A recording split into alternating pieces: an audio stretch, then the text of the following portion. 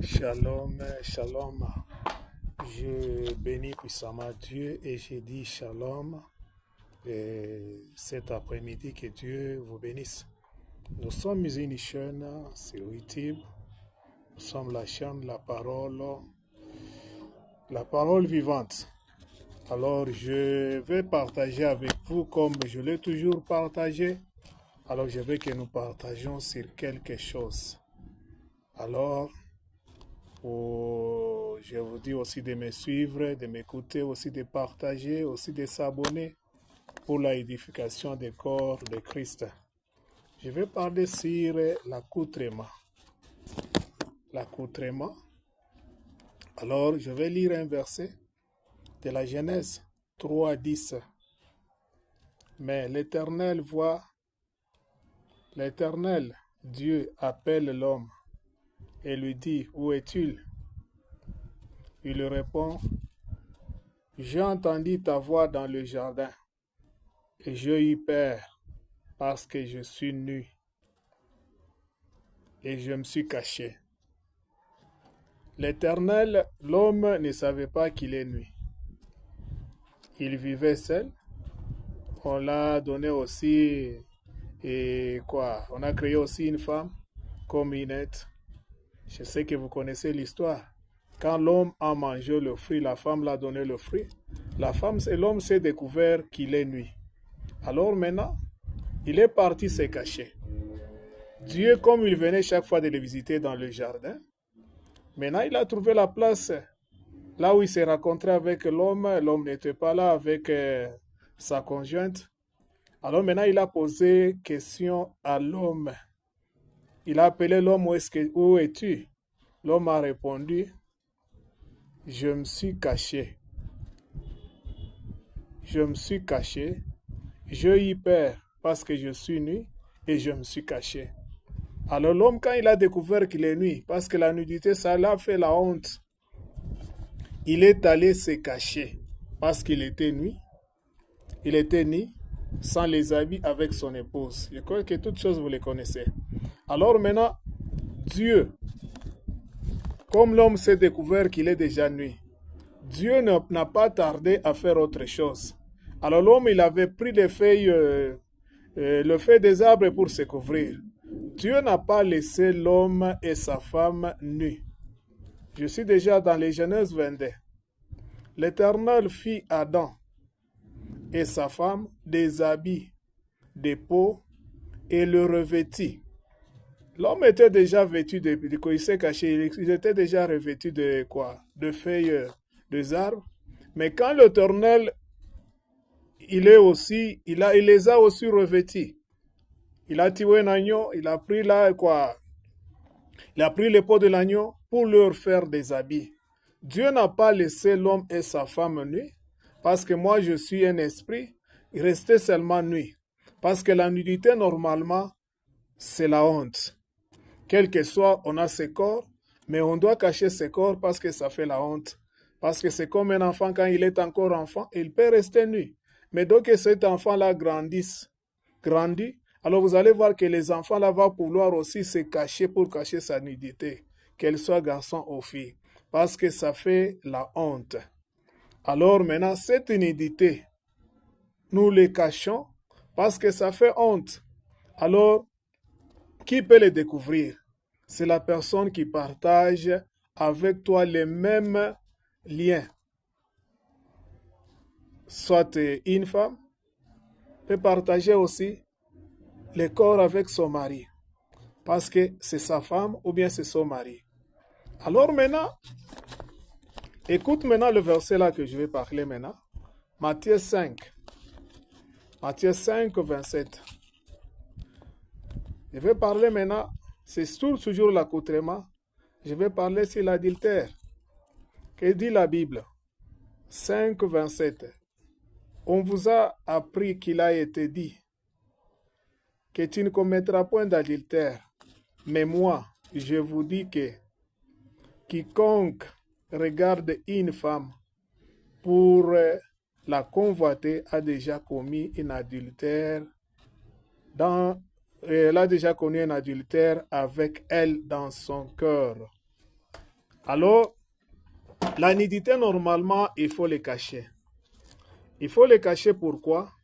Parce que la personne qui doit découvrir cette nudité, c'est le mari ou bien la femme. Ou bien la fille aussi, ou bien les garçons. C'est dès qu'elle sera mariée, ou bien c'est la personne qui sera sa conjointe ou bien sa conjointe, c'est celle qui va découvrir la nudité. Mais si cette nudité-là, nous l'exposons, il y a une autre personne qui n'est pas vraiment habilitée à voir cette nudité-là, il est en train de faire ce qu'on appelle la convoitise. Alors, ce qu'on convoite, c'est ce qu'on n'a pas. Alors, on veut voir de l'intérieur.